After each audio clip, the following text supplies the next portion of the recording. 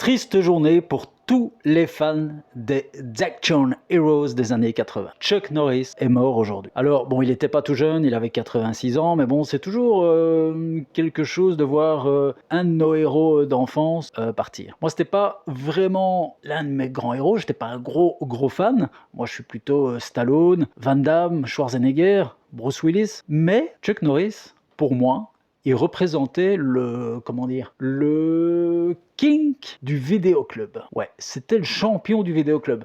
En fait, Chuck Norris, alors c'est peut-être une impression que moi j'ai, hein. Donc voilà, il y a peut-être des gros fans de Chuck qui vont me dire « Mais non, tu racontes n'importe quoi ». Mais moi, je me souviens très bien de lui, jamais au cinéma, mais je voyais toujours en fait ses films en cassette vidéo dans les vidéoclubs.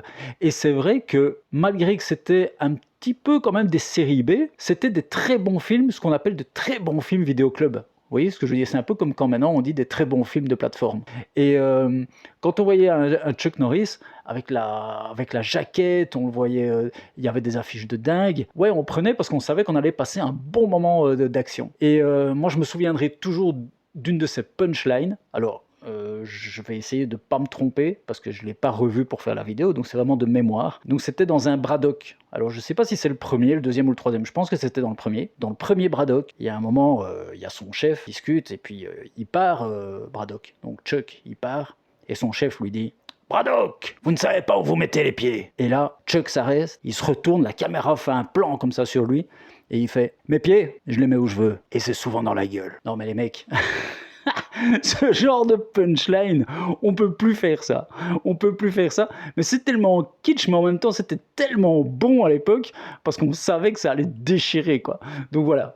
Après, bah ouais, Chuck, ça a été aussi la star de la télé dans les années 90 avec son fameux Walker Texas Ranger. Bon, moi, j'aimais pas cette série, franchement, parce que j'avais l'impression qu'il faisait toujours le même coup de pied. Et puis voilà, on l'a revu après dans Expandables, avec toute la clique des héros des années 80-90, où c'était assez drôle parce qu'à chaque fois qu'on le voyait, il mettait une musique d'enfer pour un peu le différencier des autres, comme si le héros des héros arrivait, quoi. Donc voilà, c'était cool. Et puis il faut pas oublier, quand même, il a fait son première, enfin moi en tout cas, sa première apparition au cinéma, il me semble que c'était avec Bruce Lee, avec ce combat mano à mano terrible avec Bruce Lee, c'était excellent. Et n'oublions pas que notre JCVD Jean-Claude Van Damme national, international d'ailleurs, interplanétaire, était devenu quand même au début de sa carrière son sparring partner à Chuck. Donc voilà, une très grosse légende quand même. Moi en tout cas, il restera pour moi la star des vidéoclubs, quoi. Donc